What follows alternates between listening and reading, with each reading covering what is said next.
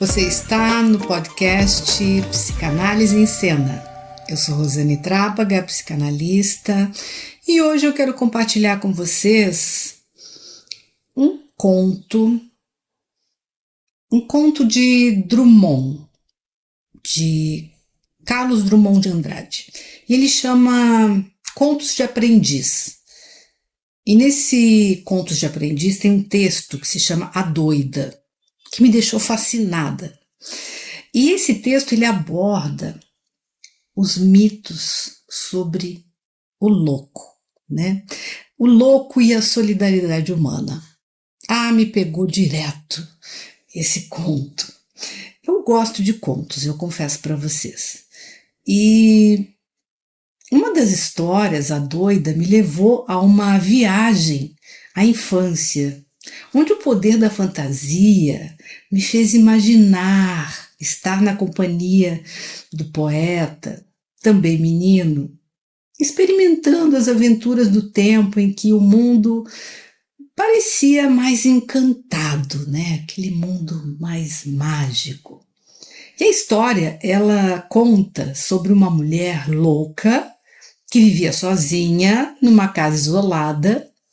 Os meninos não poderiam ter distração maior, pensa, do que transformar as lições de pecado de suas mães em algo tão bom como uma aventura em grupo de jogar pedras contra a vidraça daquela mulher doente para vê-la furiosa, despertar a louca.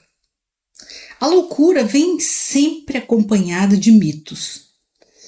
E eles são necessários para atenuar as necessidades em explicar o que não se conhece de fato. Teria sido ela a perversa que quase mata o pai envenenado? Ou uma vítima de uma briga com seu noivo no dia do casamento?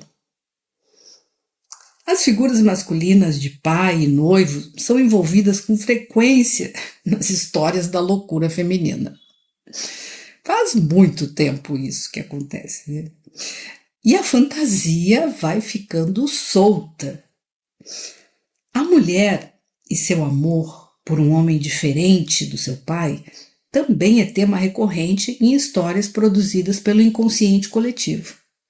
Ela aparece, ora como uma fera, que precisaria ser amada para se desencantar e se transformar no homem idealizado, seu príncipe, ora capaz de beijar um sapo para ter esse mesmo resultado. Drummond, maravilhoso, descreve o cenário onde habita a pobre mulher. É em meio a um jardim tão maltratado quanto ela. Pela janela só se poderia avistá-la em fragmentos. Como se só mostrar o peito, o lugar onde habita o coração. As crianças que atiravam pedra, simbolicamente, a gente pode entender como sendo a imaturidade do homem que agride a todo aquele diferente do que foi aprendido como ideal do ser. É como se ser diferente tivesse que pagar um preço, né? Como se fosse um erro. Assim como a Geni, de Chico Buarque, que era feita para apanhar e era boa de cuspir. As pedras, no entanto, eram um meio de comunicação de um mundo que reconhecia a existência da doida. A indiferença, afinal de contas, é uma agressão maior do que as pedras que eram jogadas nela. Ela sempre respondia a essas provocações com uma certa fúria. Mas um dia, 3 meninos a provocaram e não obtiveram nenhuma reação. E foi aí que um deles, o mais novo, resolveu se aventurar naquele lugar maltratado e para ele também enigmático. Era um garoto de 11 anos que corajosamente invadiu aquele território até então proibido. ele, garoto, age com um aspecto, podemos chamar, heróico da nossa personalidade, que se permite lidar com o incógnito. E assim ele rompe com as ideias preconcebidas que deformam a realidade e rompem com a prisão do que chamamos de paradigmas. Só com essa coragem, pisamos nas pedras que atiramos e constatamos as consequências dos nossos atos. Quando a gente decide desrespeitar o outro, influenciados, até pelos nossos companheiros, nossos amigos. Em muitos contos de fadas e mitos, a gente encontra esse tema em que o mais jovem é quem provoca a transformação. Em alguns contos de fadas, o rei tem 3 filhos e só quem consegue encontrar a água da vida ou o tesouro enterrado é o mais novo. No mito de Jó, enquanto os mais velhos o consolam justificando a sua miséria como consequência de algum pecado inconsciente, não ocorre transformação, mas quando o mais novo, Eliú, toma a palavra e rompe o paradigma de como Jó entendia a relação com o divino, só aí modifica toda a percepção e ocorre a transformação necessária. Então, fazendo uma analogia, a gente pode pensar no mais jovem como um aspecto do ego que consegue fazer pontes com o mundo das trevas, do nosso material arquetípico, esse tesouro guardado nas profundezas da alma. Enquanto os mais velhos representariam um ego estruturado que não consegue, talvez, tal condição. Dentro da casa da doida, o garoto se aventurava entre os móveis que se amontoavam. O piano estava silencioso, apenas marcando um status do passado daquela senhora.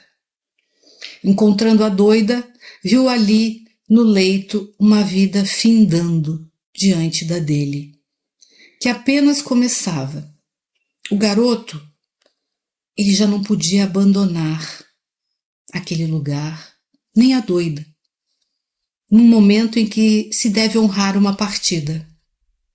Qualquer partida merece ter alguém para dizer adeus. É triste não ter adeus. O fim apavora todos os egos que tudo fazem para evitar uma partida.